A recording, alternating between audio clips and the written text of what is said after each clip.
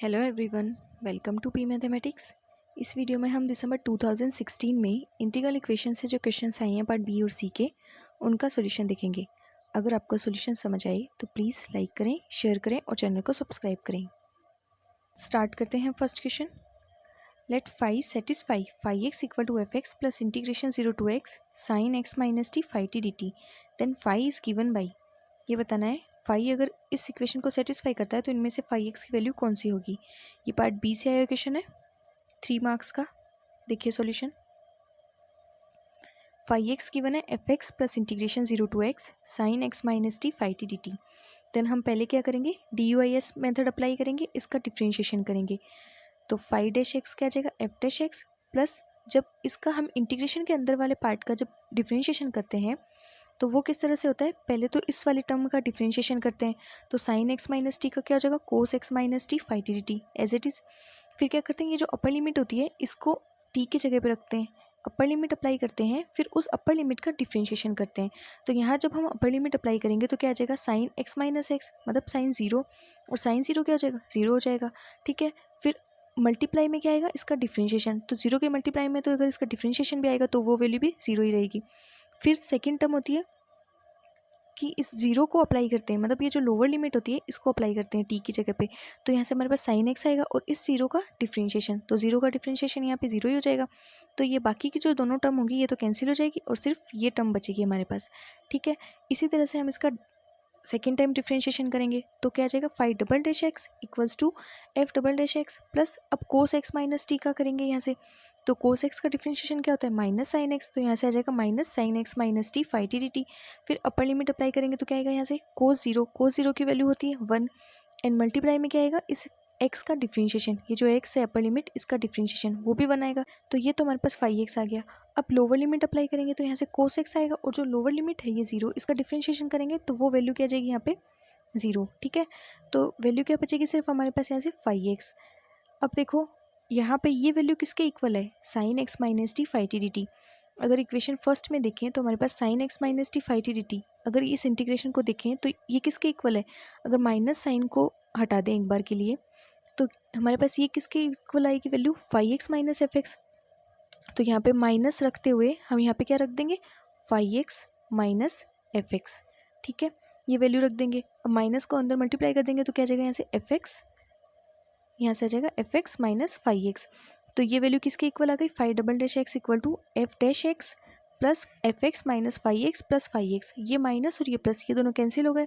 तो हमारे पास five double dash x क्या आ गया, F double dash x plus f x. अब इसको हम इक्वेशन सेकंड कंसिडर कर लेते हैं। अब हम ऑप्शंस को चेक करते हैं, जिस भी ऑप्शन में, मतलब जिस भी फाई एक्स के लिए चार ऑप्शन में से ये वाली कंडीशन सेटिस्फाई होगी वो ऑप्शन करेक्ट हो जाएगा एंड बाकी के इनकरेक्ट हो जाएंगे, क्योंकि पार्ट बी से है क्वेश्चन है। तो फर्स्ट ऑप्शन में क्या गिवन है, phi x equal to f x plus integration 0 to x minus t f t d t. तो पहले फर्स्ट ऑप्शन को देखिए, फाई एक्स है हमारे पास f x plus integration 0 to x minus t f t d t. अब हमें क्या करना है, इसका पहले डिफ्रेंशिएशन करना है, वही D U I S method से। तो क्या जाएगा, phi dash x equal to f dash x plus, यहाँ से इसका करेंगे एक्स माइनस टी का, तो एक्स का differentiation 1 and F t d t. फिर अपर लिमिट अप्लाई करेंगे तो क्या जाएगा, x minus x zero, and multiply में क्या आएगा, इस एक्स का डिफ्रेंशिएशन 1, तो जीरो से मल्टीप्लाई होकर वो वैल्यू भी जीरो हो जाएगी। फिर लोअर लिमिट अप्लाई करेंगे तो टी की जगह जीरो रख देंगे तो एक्स, और यहाँ से एफ टी डी टी आएगा, सॉरी एफ जीरो आएगा, एंड जब जीरो का डिफ्रेंशिएशन करेंगे तो वो वैल्यू भी जीरो, तो सिर्फ टर्म ये बचेगी। अब इसका डबल डिफ्रेंशिएशन, क्योंकि हमारे पास हमें क्या फाइंड करना है, फाइव डबल डैश एक्स, तो यहाँ पे इसका डबल डिफ्रेंशिएशन करेंगे। सेकेंड टाइम डिफ्रेंशिएशन करने पे क्या वैल्यू मिलेगी, एफ डबल डैश एक्स, और यहाँ से एक्स की टर्म नहीं है तो वो डिफ्रेंशिएशन तो होगा नहीं, तो डायरेक्ट हम अपर लिमिट अप्लाई करेंगे, तो टी की जगह एक्स रखेंगे तो एफ एक्स एंड एक्स का डिफ्रेंशिएशन 1 प्लस जो लोअर लिमिट आएगी उससे वैल्यू आ जाएगी जीरो, तो सिर्फ इतनी ही टर्म बचेगी। अब ये वाली कंडीशन, मतलब ये वाली जो इक्वेशन है ये और ये जो सेकंड इक्वेशन है दोनों सेम है, इसलिए फर्स्ट ऑप्शन यहाँ से करेक्ट हो गया, क्योंकि इस फाई के लिए ये वाली कंडीशन सेटिस्फाई हो रही है, इससे फर्स्ट ऑप्शन तो हमारा करेक्ट हो गया। अब पार्ट बी से क्वेश्चन आया है, इसलिए एक ही क्वेश्चन करेक्ट होगा, एक ही ऑप्शन करेक्ट होगा, देन ये तीनों वैसे ही डिस्कार्ड हो गए। फिर भी ये तीनों के लिए भी हम चेक कर लेते हैं। अगर ये देखो फर्स्ट ऑप्शन करेक्ट हुआ तो सेकंड तो यहाँ से इनकरेक्ट हो गया, क्योंकि यहाँ पे प्लस साइन और यहाँ पे माइनस साइन है, बाकी पूरा का पूरा ये एज इट इज़ है, तो इसलिए यहाँ पर यहाँ पे माइनस है, इस वजह से अगर ये करेक्ट हुआ तो सेकंड तो वैसे ही इनकरेक्ट हो गया। अब थर्ड और फोर्थ, वैसे तो थर्ड और फोर्थ भी इनकरेक्ट है क्योंकि पार्ट बी से क्वेश्चन है, लेकिन थर्ड में गिवन है 5x equal to f x minus integration 0 to x cos x minus t f t d t. इसका फर्स्ट डिफ्रेंशिएशन करेंगे तो f dash x minus integration 0 to x cos का minus sine x minus t f t d t. Upper limit apply करेंगे और उसका differentiation करेंगे तो यहाँ से मिलेगा हमारे पास minus f x, lower limit का 0। फिर नेक्स्ट इसका सेकेंड टाइम डिफ्रेंशिएशन वो आ जाएगा f double dash x plus integration 0 to x sine का cos x minus t f t d t. फिर यहाँ पे अपर लिमिट अप्लाई करेंगे एंड उसका डिफ्रेंशिएशन, तो यहाँ से अपर लिमिट अप्लाई करेंगे तो साइन 0 की वैल्यू 0, तो वो टर्म तो 0 आ जाएगी। एंड फिर लोअर लिमिट भी 0, फिर माइनस यहाँ पे एफ एक्स है, इसका भी डिफ्रेंशिएशन करेंगे तो ये आ जाएगा माइनस एफ डैश एक्स। तो ये सिंप्लीफाई होकर वैल्यू आ जाएगी F double dash x plus f x minus f x sorry 5x minus F dash x. ये सेकेंड इक्वेशन के इक्वल नहीं है क्योंकि सेकेंड इक्वेशन में वैल्यू क्या है हमारे पास 5 double dash x equal to f double dash x plus f x, ये उसके इक्वल नहीं है तो इसलिए ये थर्ड ऑप्शन इनकरेक्ट हो गया। फिर इसी तरह से फोर्थ में भी चेक कर लेते हैं। फोर्थ में है 5x equal to f x minus integration 0 to x sine x minus t phi t d t. तो इसका डिफ्रेंशिएशन करेंगे तो f dash x minus integration 0 to x cos x minus t phi t d t, sine का cos हो जाएगा। अपर limit apply करेंगे तो यहाँ पे x तो साइन 0 0 एंड फिर लोअर लिमिट से भी 0, तो सिर्फ इतनी टर्म आएगी। फिर इसका second differentiation F double dash x F dash का, एंड यहाँ पे कोस एक्स का क्या हुआ माइनस साइन, एक माइनस पहले से तो माइनस माइनस प्लस हो गए, sine x minus t phi t d t. फिर अपर लिमिट अप्लाई करेंगे तो क्या आएगा कोस 0 की वैल्यू 1 एंड एक्स का डिफ्रेंशिएशन, तो यहाँ से क्या आ जाएगी value minus 5x, lower limit apply करेंगे तो वो वैल्यू 0 आ जाएगी। तो 5 डबल डैश एक्स क्या आ गया F double dash x plus f x minus 5x minus 5x। अब ये वैल्यू भी सेकेंड इक्वेशन के इक्वल नहीं है तो इस वजह से फोर्थ ऑप्शन में यहाँ से इनकरेक्ट हो गया। तो इस क्वेश्चन का फर्स्ट ऑप्शन करेक्ट हो गया एंड बाकी के तीनों इनकरेक्ट हो गए। Next question, which of the following are the characteristic numbers and the corresponding eigen function of the Fredholm homogeneous equation whose kernel is K x t equal to x plus 1t where x is vary from 0 to t and t plus 1x where x is vary from t to x। Then हमें क्या बताना है कि एक Fredholm homogeneous equation है जिसके लिए colonel ये दी हुई है, तो उसके लिए eigen value and eigen function इनमें से कौन कौन से ऑप्शन करेक्ट होंगे, मतलब किस आइगन वैल्यू के लिए कौन सा आइगन फंक्शन होगा यहाँ पे ये बताना है। अगर लेमडा 1 लें तो क्या आइगन फंक्शन ई की पावर एक्स आएगा, अगर माइनस पाई स्क्वायर लें तो उस कंडीशन में ये आएगा या फिर ये आएगा, एंड माइनस 4 पाई स्क्वायर लें तो उस कंडीशन में ये आइगन फंक्शन आएगा या नहीं आएगा। ये पार्ट सी से आया क्वेश्चन है 4.7 मार्क्स का, तो यहाँ पे एक से ज़्यादा ऑप्शन करेक्ट हो सकते हैं, तो हमें ये बताना है इनमें से कौन कौन से ऑप्शन करेक्ट होंगे। तो देखिए सॉल्यूशन, तो देखिए पहले हम फ्रेडहोल्म होमोजीनियस इंटीग्रल इक्वेशन लिखते हैं। वो क्या होती है होमोजीनियस फ्रेडहोल्म इंटीग्रल इक्वेशन की फॉर्म क्या होती है g x equal to lambda integration a to b K x t g t d t. यहाँ पे हमारे पास लिमिट गिवन है एक्स की 0 टू 1, ठीक है, और जो कर्नल है वो पार्ट्स में दी हुई है 0 टू 1, मतलब ठीक है, तो हम पहले इसको पार्ट्स में डिवाइड कर लेते हैं और लिमिट क्या है 0 टू 1 है, तो इस लिमिट को हम ब्रेक करके लिख लेते हैं 0 to x and x to 1। तो जब 0 टू x लिमिट है उस कंडीशन में के एक्स टी है एक्स टी प्लस 1, और जब x टू 1 है उस कंडीशन में जो के एक्स टी है उसकी वैल्यू है टी एक्स प्लस 1। तो यहाँ से हमारे पास जी एक्स क्या आ गया g x equal to lambda, lambda common ले लेते हैं और ब्रैकेट में integration 0 to x plus x t plus 1 g t d t plus limit x to 1 integration t x plus 1 g t d t. ठीक है, अब क्या करते हैं इसको सॉल्व करते हैं DUIS मेथड से। तो DUIS मेथड के लिए क्या करते हैं डिफरेंशिएशन अंडर इंटीग्रल साइन, उस मेथड से क्या होता है जी डैश एक्स इक्वल्स टू ये लेमडा तो एज इट इज़ है, इसका पहले क्या करते हैं डिफरेंशिएशन करते हैं एक्स के रिस्पेक्ट में। तो पहले इसके लिए हम अप्लाई करते हैं, तो क्या आएगा पहले इसका एक्स के रिस्पेक्ट में डिफरेंशिएशन करेंगे तो एक्स का 1 and T plus 1 g t d T ये वैल्यू आ जाएगी। फिर अपर लिमिट को अप्लाई करते हैं, जहाँ जहाँ टी है वहाँ वहाँ एक्स रखते हैं और उस अपर लिमिट का डिफरेंशिएशन करते हैं। तो यहाँ पे क्या आ जाएगी वैल्यू, जब टी की जगह एक्स रखेंगे तो क्या आ जाएगी वैल्यू एक्स प्लस 1, और यहाँ पे भी टी की जगह एक्स रखेंगे तो जी एक्स, और फिर इसके मल्टीप्लाई में आती है जो अपर लिमिट होती है उसका डिफरेंशिएशन, तो वो 1 आएगा तो मल्टीप्लाई होगी तो यही वैल्यू आ जाएगी बस।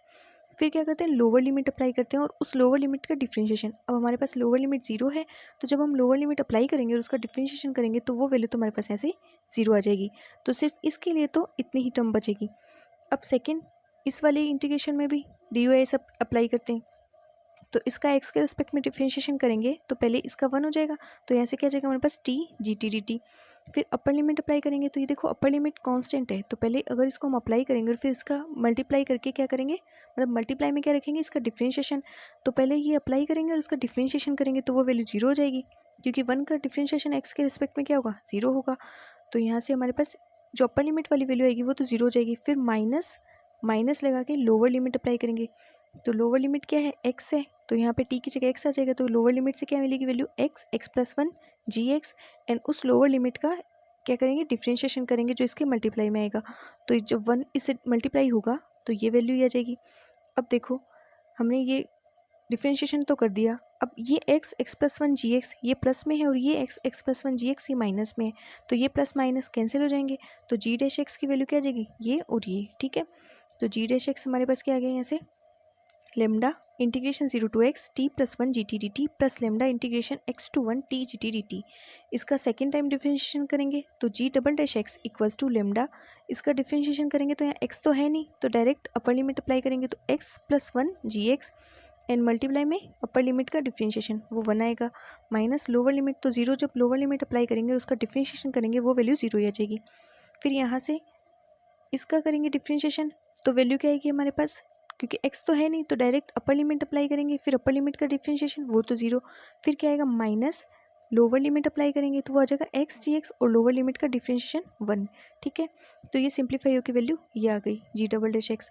तो अब देखो यहाँ पे लेमडा x+1 है और यहाँ पे लेमडा x है और gx है, तो लेमडा और gx को कॉमन ले लेंगे तो वैल्यू क्या आ जाएगी, x+1 माइनस x, ये +1 -1 कैंसिल हो जाएंगे तो सिर्फ g'(x) क्या बचेगा, लेमडा gx। अब इस वैल्यू को इधर ले आएंगे माइनस में, तो क्या वैल्यू आ जाएगी, इक्वेशन क्या बनेगी, g'(x) minus lambda gx equal to 0।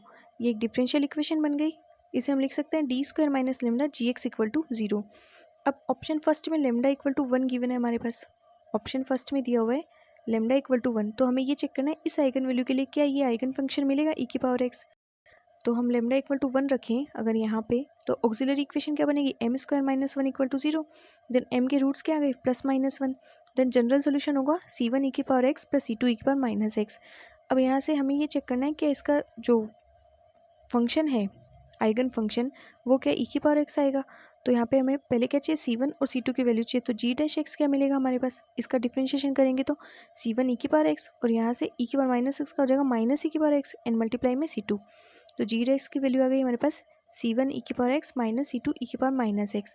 अब हमें क्या करना है, c1 c2 की वैल्यू फाइंड करनी है, तो पहले हमारे पास जो इक्वेशन है, देखो इक्वेशन सेकंड, इस इक्वेशन में जब हम x की वैल्यू 0 रखेंगे, मतलब g0 की वैल्यू फाइंड करेंगे, तो देखो ये तो इंटीग्रेशन 0 to 0, तो ये वाली टर्म तो 0 हो जाएगी, वैल्यू क्या बचेगी हमारे पास, integration 0 to 1 t, and x की जगह 0 रखना है तो t gt dt, ये वैल्यू बचेगी और मल्टीप्लाई में बाहर है लेमडा, तो यहाँ से हमारे पास क्या मिला, जो g0 मिला वो क्या मिला, lambda integration 0 to 1 t gt dt, और अगर उसी में अगर हम g' में 0 रखें, यहाँ पे हमारे पास g' क्या है, ये है, तो इसमें जब x की जगह 0 रखेंगे तो ये वाली वैल्यू 0 हो जाएगी, एंड फिर ये वाली टर्म बचेगी, इसमें भी ये तो 0 है, सिर्फ इतनी टर्म बचेगी integration 0 to 1 t gt dt, तो ये भी इसी के इक्वल है, जो g0 की वैल्यू आई है वो भी यही तो आई है, integration 0 to 1 t gt dt, और यहाँ से हमें g'0 भी यही मिल रहा है, तो g'0 और g0 की वैल्यू क्या आ गई, integration 0 to 1 lambda t gt dt, ये हमने यहाँ पे लिखी है, ठीक है। अब ये जो इक्वेशन मिली है हमारे पास g0 और g'0 की वैल्यू, ये तो हमें इक्वेशन से मिल गई। अब हम यहाँ पे c1 c2 की वैल्यू फाइंड करने के लिए यहाँ इन दोनों इक्वेशन में x की जगह 0 रखेंगे और फिर उन दोनों इक्वेशन से कंपेयर करेंगे, तो हमारे पास यहाँ से मिलेगा इन दोनों इक्वेशन से c1 plus c2 equal to c1 minus c2, then हमारे पास यहाँ से क्या वैल्यू आ जाएगी, c1 plus c2 equal to c1 minus c2, तो c1 और c1 तो कैंसिल हो जाएंगे और c2 की वैल्यू क्या आ जाएगी यहाँ से 0, क्योंकि ये c2 और ये c2 इधर आके जुड़ जाएंगे, मतलब ऐड हो जाएंगे, तो 2c2 इक्वल टू 0, देन यहाँ से इस 2 को हटा देंगे तो c2 equal to 0, then c2 की वैल्यू 0 आ गई, तो gx क्या आ गया, c1 e⁻x, एंड अगर हम c1 को 1 कंसिडर करें देन gx, c1 कांस्टेंट है, तो अगर हम c1 को 1 लें तो gx की वैल्यू क्या मिल गई हमारे पास e⁻x, तो आइगन वैल्यू 1 के लिए आइगन फंक्शन हमारे पास e⁻x मिला, तो फर्स्ट ऑप्शन करेक्ट हो गया। इसी तरह से हम बाकी तीनों को चेक कर लेते हैं। अब देखो पहले हम इस इक्वेशन को सॉल्व करते हैं, उसके बाद में इस इक्वेशन में लेमडा की जगह वैल्यूज़ रखेंगे, जैसे -π² और -4π², इन दोनों पे चेक करना है हमें। तो यहाँ पे पहले हम क्या करते हैं, लेमडा इक्वल टू रखते हैं -μ², ठीक है, और जनरल सॉल्यूशन फाइंड करते हैं। तो यहाँ पे हम रखेंगे lambda equal to minus mu square, then auxiliary equation बन जाएगी m square plus mu square equal to 0, then m की वैल्यू क्या आ गई प्लस माइनस आयोटा म्यू। तो जनरल सॉल्यूशन लिखेंगे हम C1 cos mu x plus C2 sine mu x. अब यहाँ पे जब x की जगह 0 रखेंगे तो साइन 0 तो 0 और ये क्या आ जाएगा कोस 0 की वैल्यू 1, तो g0 की वैल्यू क्या आ गई हमारे पास C1। ठीक है, फिर g डैश 0 इसका x के रेस्पेक्ट में डिफ्रेंशिएशन करेंगे और उसमें जब 0 रखेंगे तो इसका जब x के रेस्पेक्ट में डिफ्रेंशिएशन करेंगे तो क्या वैल्यू आएगी हमारे पास, इसका डिफ्रेंशिएशन करेंगे तो यहाँ से हमें मिलेगा mu minus mu C1 sine mu x, cos का तो माइनस साइन, एंड यहाँ से मिलेगा हमें value mu C2 cos mu x. ठीक है, अब इसमें हमें क्या करना है, x की जगह 0 पुट करेंगे तो साइन तो 0 0 हो जाएगा और यहाँ से मिलेगा हमें mu C2 equal to G dash 0। तो जी डैश 0 की वैल्यू हमें मिलेगी क्योंकि कोस 0 की वैल्यू 1 होती है तो म्यू C2। अब इन दोनों को इक्वल रखेंगे g0 equal to G dash 0, then हमें क्या वैल्यू मिलेगी C1 equal to mu C2, then gx क्या आ जाएगा, यहाँ पे C1 की जगह म्यू C2 रख देंगे तो mu C2 cos mu x plus C2 sine mu x. अब सेकंड और फोर्थ ऑप्शन में lambda equal to minus pi square के लिए पूछा गया है, जो सेकंड और फोर्थ ऑप्शन है वहाँ पे lambda equal to minus pi square के लिए बताना है हमें इनमें से कौन सा ऑप्शन करेक्ट होगा, या तो ये करेक्ट होगा या फिर ये करेक्ट होगा या फिर दोनों भी इनकरेक्ट हो सकते हैं। तो हम चेक करते हैं। अब हमारे पास सॉल्यूशन आ गया gx equal to mu C2 cos mu x plus C2 sine mu x. तो lambda equal to minus pi square रख देंगे, तो lambda equal to minus pi square रखेंगे तो हमारे पास यहाँ से लेमडा की वैल्यू क्या आ जाएगी, जब lambda equal to minus pi square रखेंगे तो minus pi square equal to minus mu square, then यहाँ से हमारे पास म्यू की वैल्यू क्या आ जाएगी पाई आ जाएगी। ठीक है, तो म्यू इक्वल टू पाई, तो यहाँ पे म्यू इक्वल टू पाई रख देंगे तो gx इक्वल टू क्या आ जाएगा pi cos pi x plus sine pi x. अब ये जो ऑप्शन करेक्ट होगा, मतलब ये जिस भी ऑप्शन से मैच होगा वो ऑप्शन करेक्ट हो जाएगा। तो हम चेक कर लेते हैं। सेकंड में है pi sine pi x plus cos pi x और हमारे पास वैल्यू आ रही है pi cos pi x plus sine pi x, तो यहाँ से फोर्थ ऑप्शन करेक्ट हो जाएगा एंड सेकंड ऑप्शन इनकरेक्ट हो जाएगा। अब थर्ड ऑप्शन को और चेक कर लेते हैं। लेमडा की वैल्यू रखनी है हमें माइनस 4 पाई स्क्वायर, तो लेमडा की वैल्यू जब हम माइनस 4 पाई स्क्वायर रखेंगे, यहाँ से देखिए जब लेमडा की वैल्यू माइनस 4 पाई स्क्वायर रखेंगे तो उस कंडीशन में म्यू की वैल्यू क्या आ जाएगी प्लस माइनस 2 पाई, तो म्यू की वैल्यू आ गई हमारे पास प्लस माइनस 2 पाई। देन यहाँ से gx क्या आ जाएगा, वैल्यू रखनी है हमें gx में, gx हमारे पास ये, तो यहाँ पे क्या रखना है म्यू की जगह रखना है हमें 2 पाई, तो हम 2 पाई लें तब gx मिल जाएगा 2 पाई C2 कोस 2 पाई एक्स प्लस C2 साइन 2 पाई एक्स। अब ये ऑप्शन थर्ड में दिया हुआ नहीं है, क्वेश्चन के फर्स्ट ऑप्शन करेक्ट हो गया एंड फोर्थ ऑप्शन करेक्ट हो गया एंड सेकेंड और थर्ड इनकरेक्ट हो गए। Next question, the integral equation 5x minus 2 upon pi integration 0 to pi cos x plus t phi t dt equal to fx has infinitely many solutions if fx equal to cos x, fx equal to sin x, fx equal to cos 3x and fx equal to sin 3x। ये बताना है, ये integral equation है, इसके पास में infinite many solution होने के लिए fx की क्या वैल्यू होगी, मतलब fx की किस वैल्यू के लिए इस इंटीग्रल इक्वेशन के पास में क्या होंगे इनफाइनाइट सॉल्यूशन होंगे। तो देखिए ये हमारे पास इक्वेशन गिवन है 5x equal to f x plus 2 upon pi 0 to pi integration cos x plus t phi t d t. तो हम क्या करते हैं, इस कोस x प्लस टी को ओपन कर लेते हैं, इस फॉर्मूले को। कोस a प्लस बी का फॉर्मूला होता है cos a cos b minus sine a sine b, तो ये फॉर्मूला ओपन करके लिख लेते हैं पहले तो। अब ये फ्रेडहोल्म इंटीग्रल इक्वेशन पे बेस्ड क्वेश्चन है, तो हम कैसे सॉल्व करते हैं इस तरह के, जब हमारे पास ये फाइंड करना होता है कि इक्वेशन के पास में यूनिक सॉल्यूशन, नो सॉल्यूशन या इनफाइनाइट सॉल्यूशन होते हैं, तो हमारे पास मेथड होता है हम इसे किस तरह से सॉल्व करते हैं। पहले तो जैसे इसका हमने ये जो फॉर्मूला है ये ओपन कर लिया, तो इसका फॉर्मूला ओपन करने पे वैल्यू क्या है cos x cos t minus sine x sine t, ठीक है, एंड मल्टीप्लाई में यहाँ से फाई टी डी टी। अब यहाँ पे ये होता है h1, ये g1, ये h2, ये g2, तो यहाँ से h1 की वैल्यू आ गई कोस एक्स, g1 की वैल्यू आ गई कोस टी, h2 की वैल्यू आ गई minus sine x and g2 की वैल्यू आ गई साइन टी।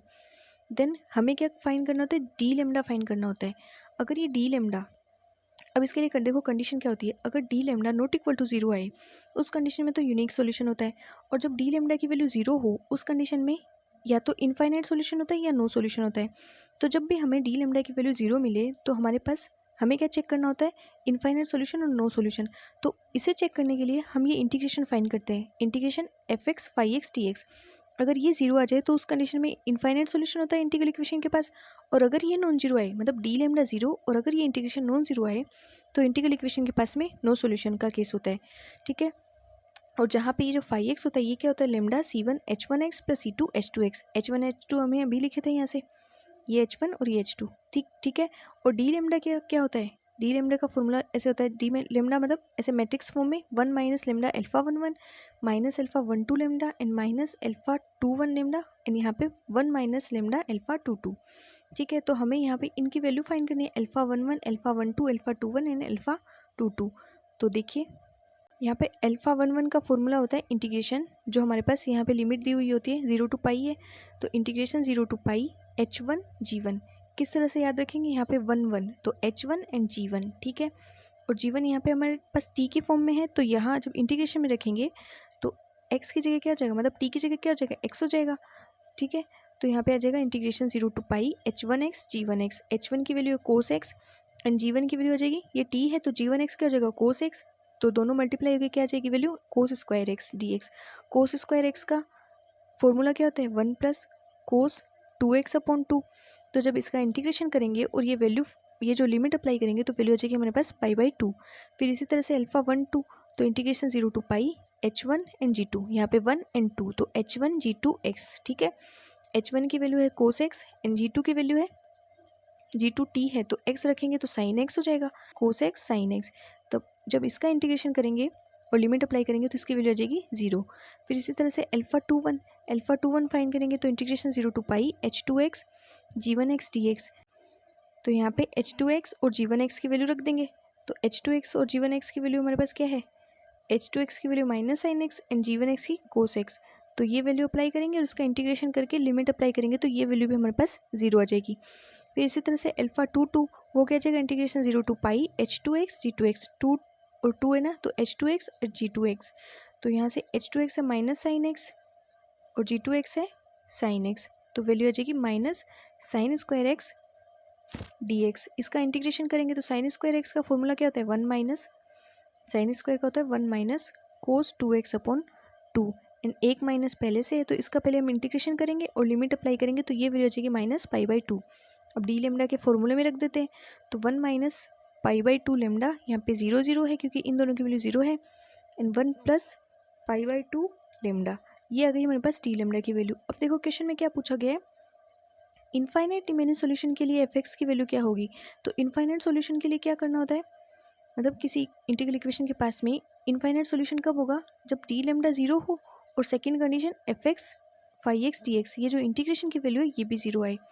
तो अब हम क्वेश्चन के according for infinite solution D lambda equal to 0 and integration 0 to pi f x phi x d x equal to 0 ये लेके चलते हैं।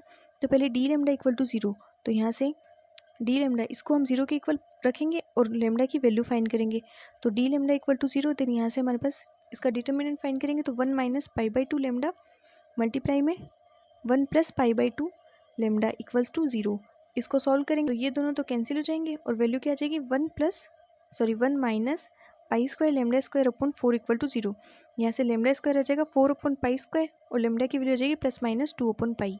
देन हम अगर lambda equal to 2 upon pi लें तो यहाँ पे वैल्यू रखते हैं, जब lambda equal to 2 upon pi रखेंगे यहाँ पे तो ये जो डी लेमडा होगा वो क्या आ जाएगा, यहाँ पे 2 अपॉन पाई रखेंगे तो ये 1 माइनस 1 ये 0 और यहाँ पे क्या आ जाएगा 1 प्लस 1।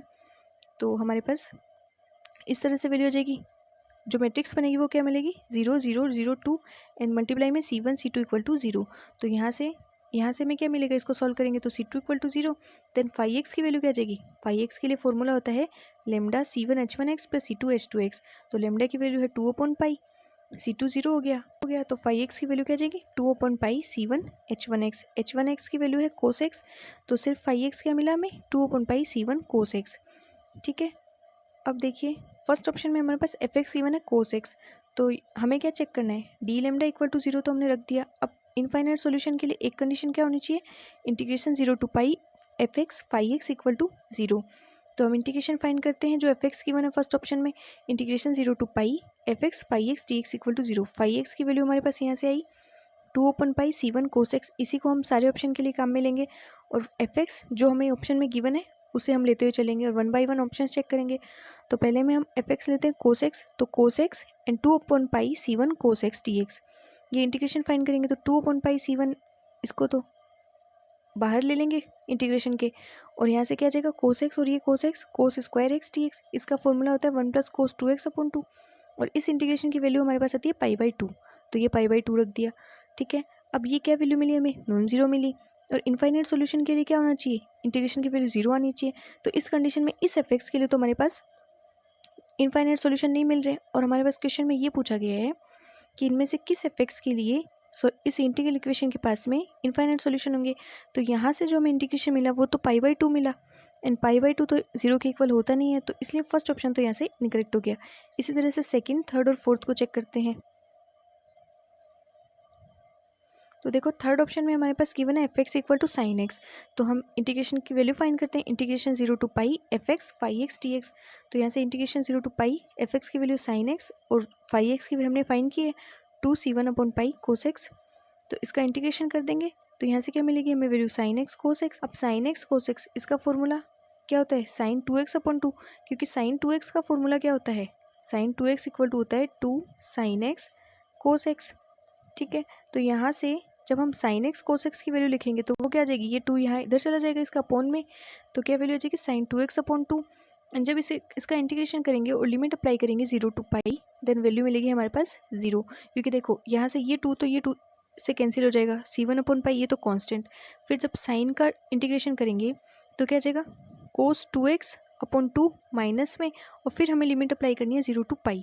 तो यहाँ देखो जब cos π अगर हम 1/2 को भी बाहर ले लें और इस माइनस को भी बाहर ले लें, तो सिर्फ हम cos 2x पे अप्लाई करते हैं, cos 2x पे लिमिट अप्लाई करते हैं 0 to π, तो cos 2π की वैल्यू यहाँ से 1 आ जाएगी, फिर माइनस cos 0 की वैल्यू भी 1 आ जाएगी, तो ये वैल्यू हमारे पास क्या आ गई 0।